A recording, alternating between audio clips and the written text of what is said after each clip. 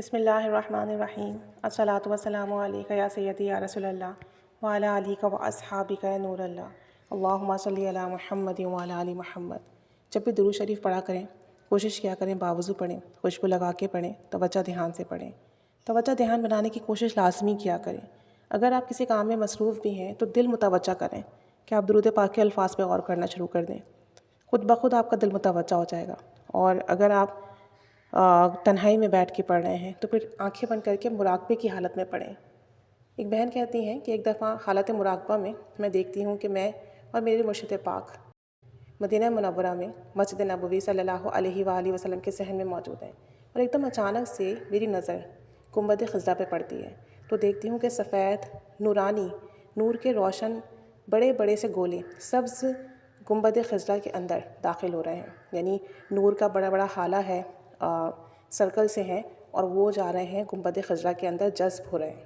تو کہتی ہیں کہ میرے مرشد کریم مجھے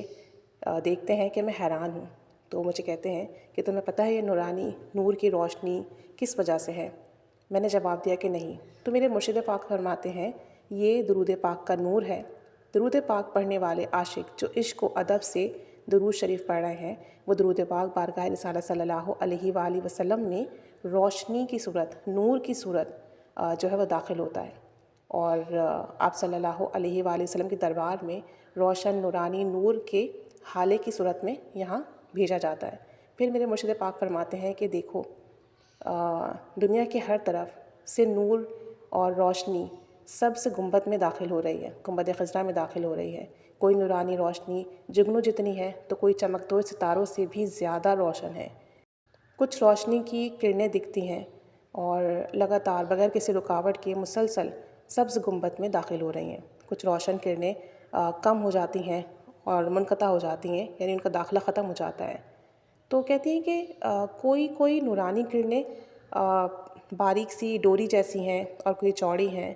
یعنی نور کی الگ الگ قسمیں ہیں، الگ الگ شکل میں وہ گنبد خضرا کے اندر داخل ہو رہی ہیں۔ تو میرے مرشد پاک فرماتے ہیں کہ سب درود پاک پڑھنے والوں کے نور ہیں، ہر کسی کا نور درود پڑھنے والے کے عشق، ادب، خوش و خضوع، توجہ کے مطابق ہوتا ہے۔ جو سب سے زیادہ نورانی کرن دکھ رہی ہے تو دیکھو یہ کس درود شریف پڑھنے والے کی ہے۔ پھر مرشد پاک فرماتے ہیں اشارہ کرتے ہوئے کہ سامنے سے حجاب جو ہے وہ ہٹ جاتے ہیں، پردے ہٹ جاتے ہیں، اور ایک عورت ہے وہ جیسے ہی درود پاک پڑھتی ہے تو درود پاک نورانی کرنوں کی صورت میں گنبد خضرا میں داخل ہوتا ہے۔ تو میرے مرشد پاک فرماتے ہیں کہ سنو بیٹی،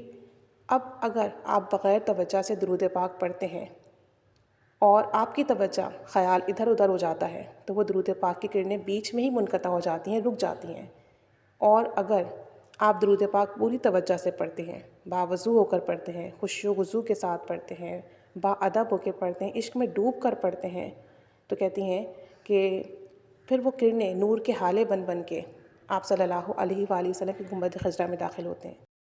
تو درود پاک جب بھی پڑھیں توجہ دھیان سے پڑھیں، محبت سے پڑھیں، ادب سے پڑھیں،